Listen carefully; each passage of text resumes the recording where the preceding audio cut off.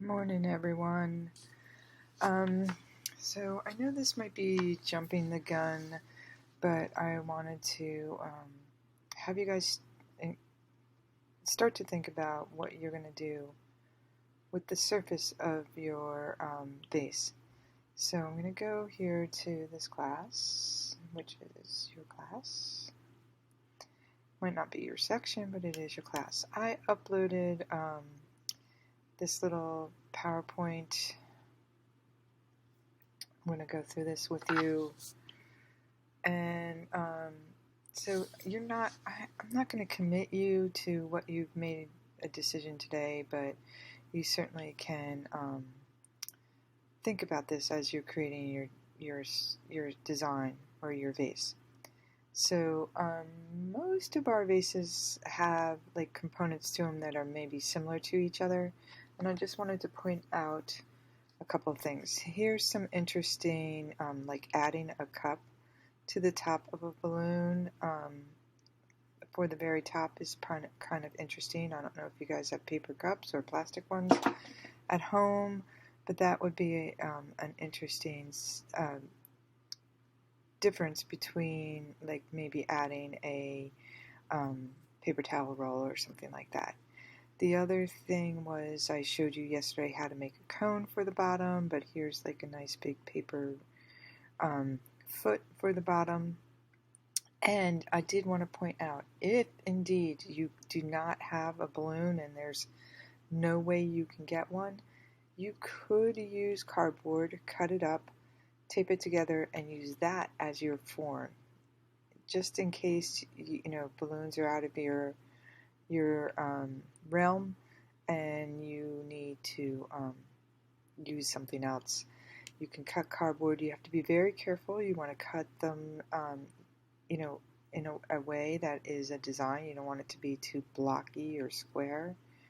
So you want to have some kind of interest to it. Like this one has a smaller part waist, I'm going to call it right here, and it kind of flares out to the top and the bottom.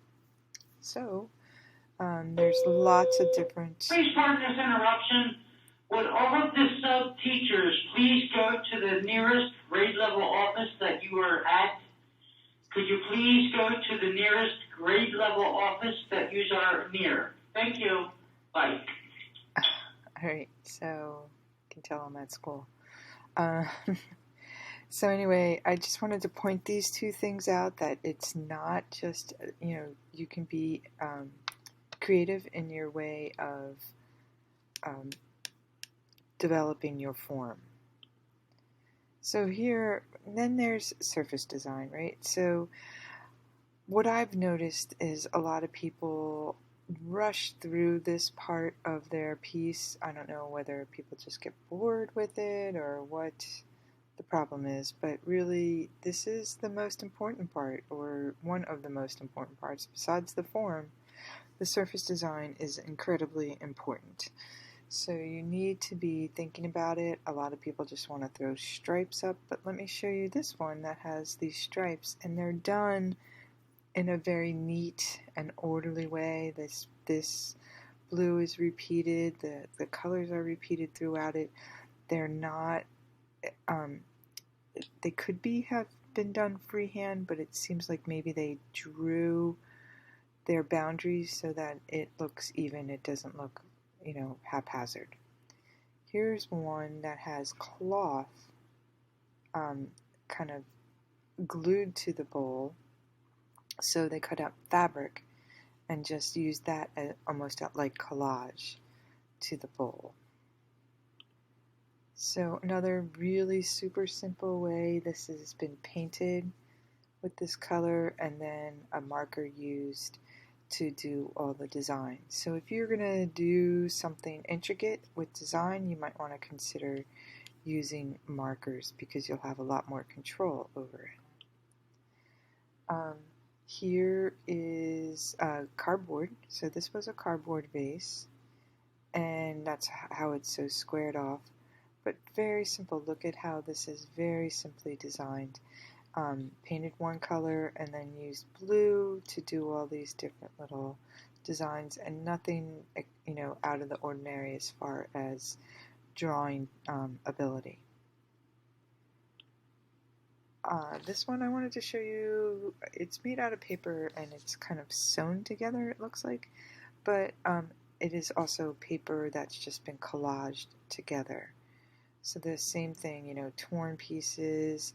I saw some that I couldn't quite copy the image, but left some of the newspaper behind, and either painted on top of the newspaper in an interesting way, or collaged on top of the newspaper with other paper.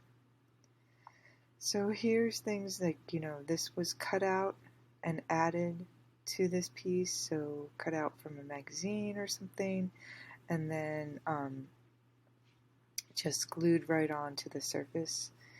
And this looks like decorative tissue paper. I don't know, you can certainly use paper like maybe wrapping paper if you like the pattern to that. And you can see where they kind of tore some pieces. They used a big piece here.